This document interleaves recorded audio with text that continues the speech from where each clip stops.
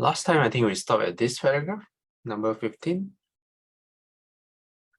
We will continue with the next one, 16, 17.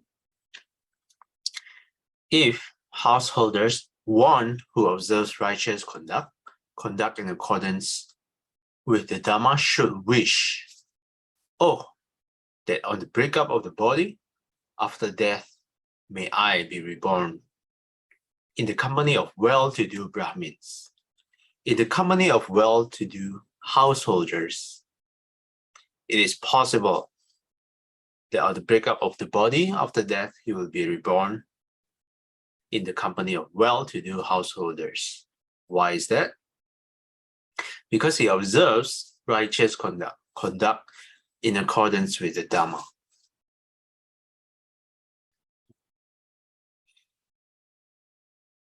Okay, next one, Sister Lin Toy, would you like to read?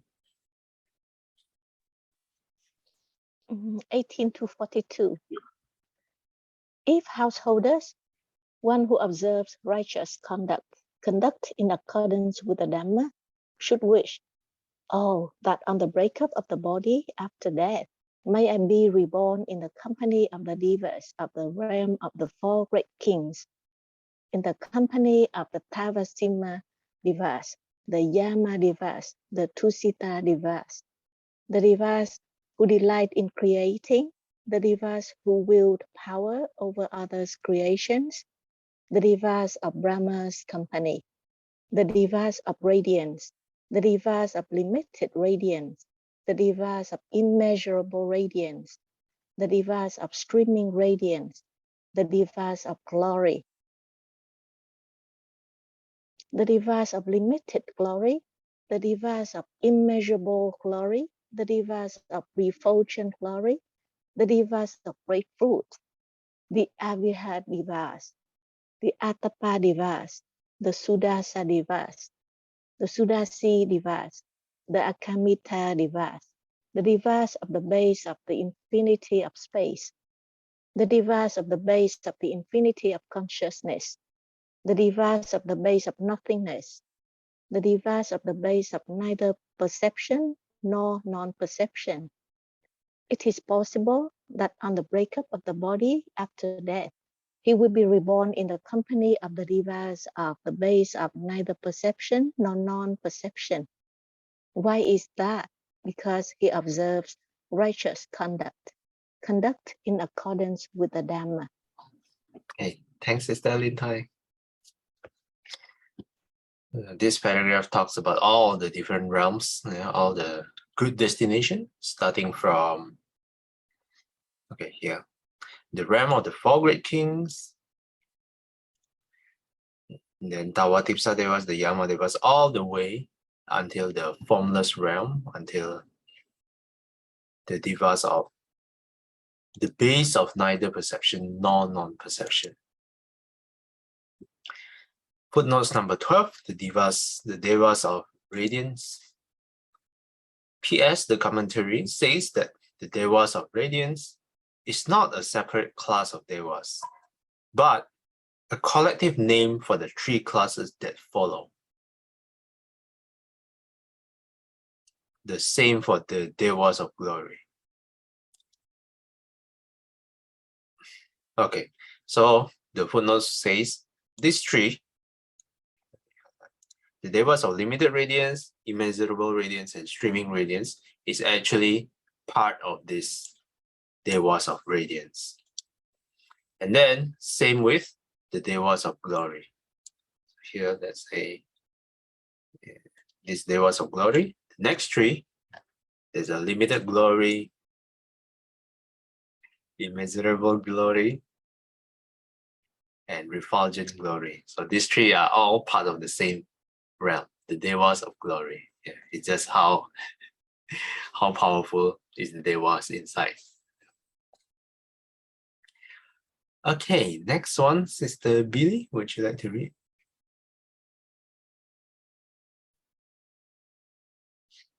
Thank you. If householders, one who observes conduct in accordance with the Dhamma, righteous conduct, should wish, Oh, by realizing it for myself with direct knowledge, may I in this very life enter upon and dwell in the liberation of mind, liberation by wisdom, that is taintless with the destruction of the taints. It is possible that by realizing it for himself with direct knowledge, in this very life, he will enter upon and dwell in the liberation of mind, liberation by wisdom, that is taintless with the destruction of the taints. Why is that? Because he observes righteous conduct in accordance with the Dharma. Okay, thanks, Mr. Billy. Thank you. Let's take a look at footnotes number 13. It should be noted that while conduct in accordance with the Dharma, as described in the Sutta, is a necessary condition for rebirth in the higher heavenly worlds and for the destruction of the taints. It is by no means a sufficient condition. Rebirth into the realms, beginning with the devas of Brahma's retinue, requires the attainment of jhana. Rebirth into the pure abodes, the five beginning with the Avya devas, requires the attainment of the stage of non-returner. Rebirth into the formless planes requires the corresponding formless attainments, and the destruction of the taints requires the full practice of the Noble Eightfold Path up to the path of arahantship. What the footnotes mean, if you are only conduct in accordance with the Dharma, that is the necessary condition. But it's not a sufficient condition. Means it's not enough to be reborn in some of the higher heavenly planes. For example, the one in the devas of Brahma's retinue, we require, so you need to have conduct in accordance with the Dharma plus jhana on top of it to be reborn there.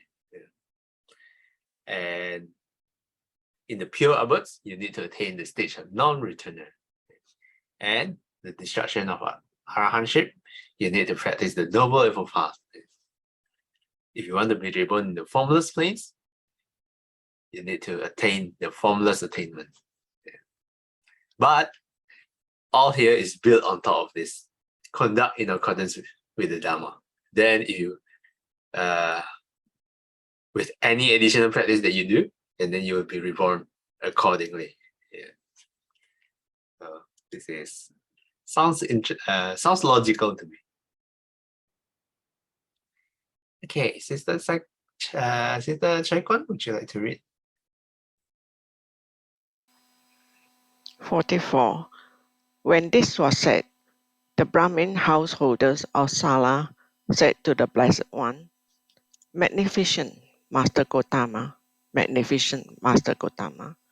Master Gotama has made the Dhamma clear in many ways, as though he were turning upright what has been overthrown, revealing what was hidden, showing the way to one who was lost, or holding up a lamp in the darkness, so those with good eyesight can see forms.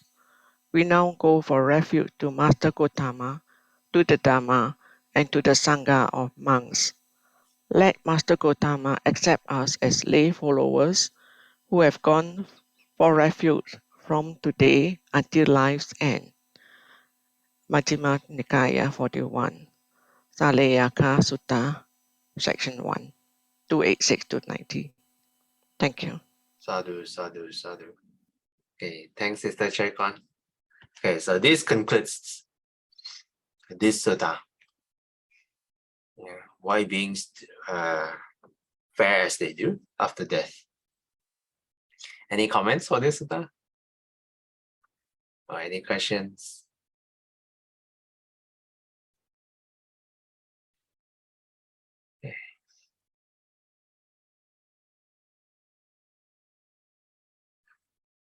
Okay, let's take a look at the next sutta. It's pretty long. Okay, 21 paragraphs. Let's read a few paragraphs.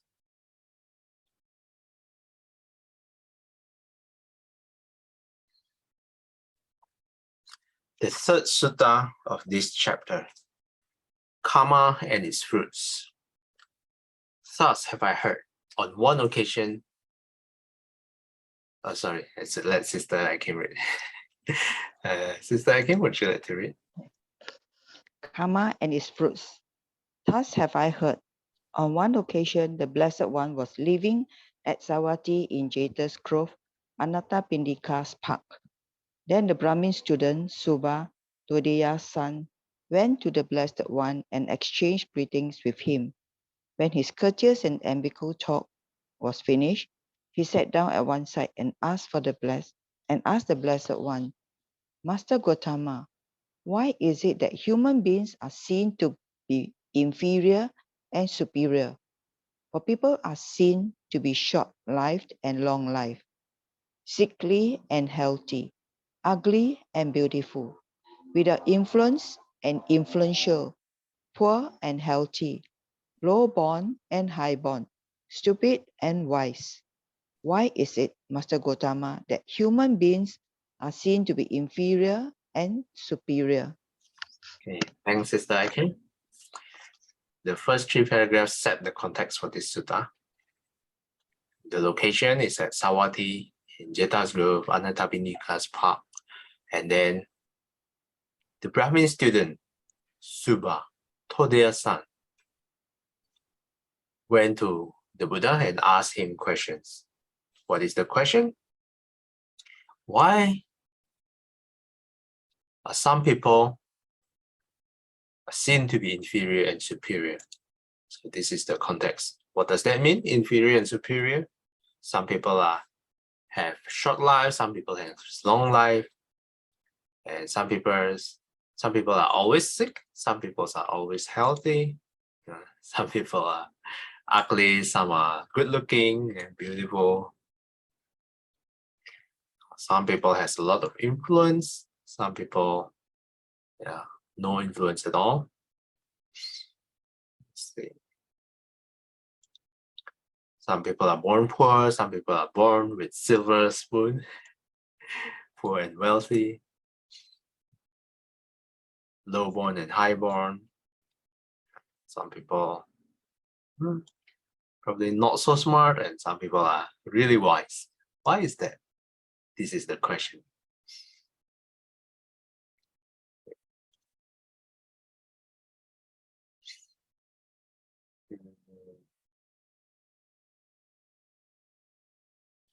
Okay, then the Buddha answered, number 4. Student, beings are owners of their actions, heirs of their actions. They originate from their actions, are bound to their actions, have their actions as their refuge. It is action that distinguishes beings as inferior and superior. I do not understand in detail the meaning of Master Gotama's statement, which he spoke in brief without expounding the meaning in detail. It would be good if Master Gotama would teach me the Dhamma so that I might understand in detail the meaning of his statement. Then, student, listen and attend closely to what I shall say. Yes, sir, Subha replied. The Blessed One said this.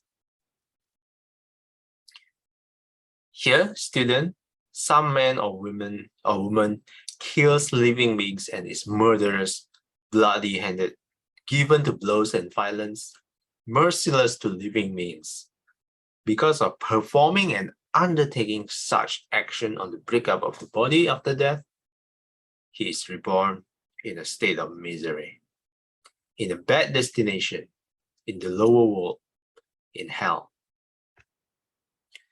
But if on the breakup of the body after death, he is not reborn in a state of misery, in a bad destination, in the lower world, in hell, but instead comes back to the human state, then wherever he is reborn, he is short-lived.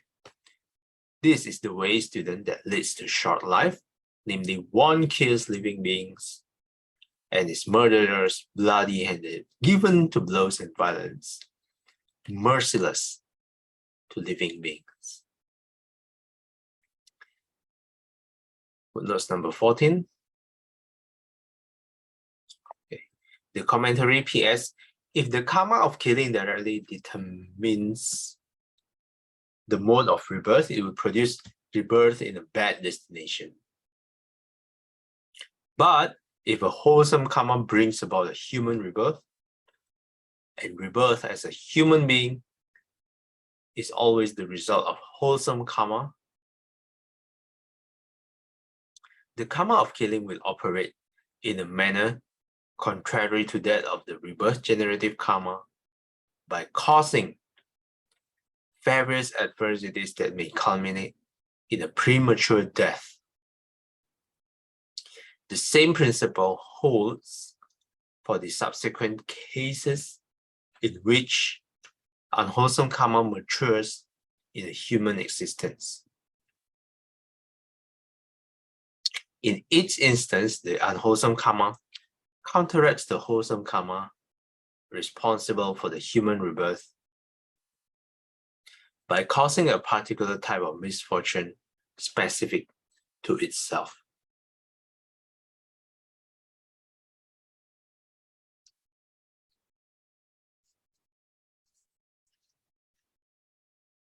Yeah, so this is how a mix of wholesome and unwholesome karma comes into play.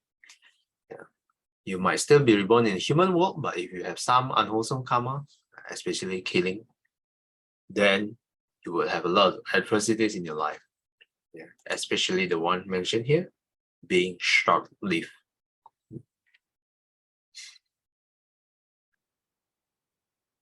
Okay, and this one, this one is the ones that we have counted many times before, and also in the book, The Noble Evil Path, beings are owners of their actions and heirs of their actions until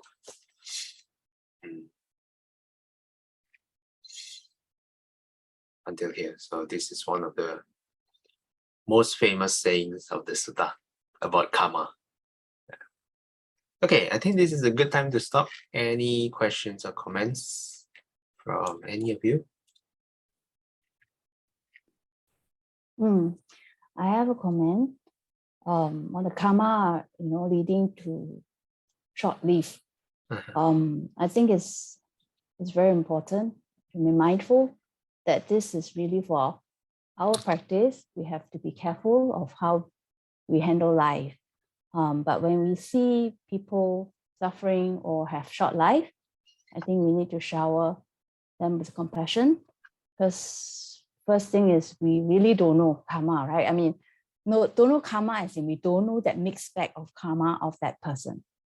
We are in no position to say, his short life is all because of his past karma. I think that is very cruel and not compassionate. Really, we can't see. We don't know what happened. Who knows? He may be the person that done a lot of good deeds, and so he go to hell, and he comes back.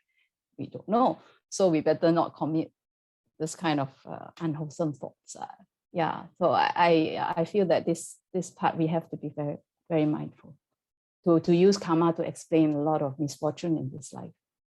Yes. That's my comment. Yes, that's a good point, Sister Billy. Yes. Yeah, don't go around and look for people with short life and then tell them, you have bad karma. That's why you have short life. Don't do that. Yes, like Sister Billy mentioned, we should use this in our practice so that we are careful not to kill living beings, so that we don't, doesn't result in short life for all of us. So, and have compassion for those with short life. Don't go around and tell them, it's because you killed in the past.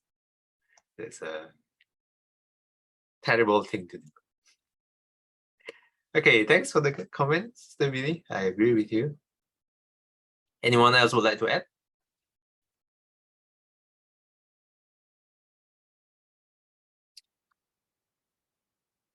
If not, Sister Billy, would you like to do the closing dedication?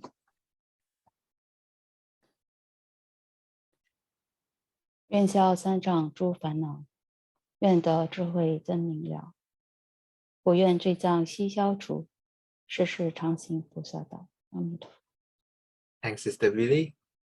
Till we meet again, may we be guided by the Buddha, Dhamma, and the Sangha. Sadhu, sadhu, sadhu. Have a glorious day ahead. Thanks, everyone. I'll see you guys next time.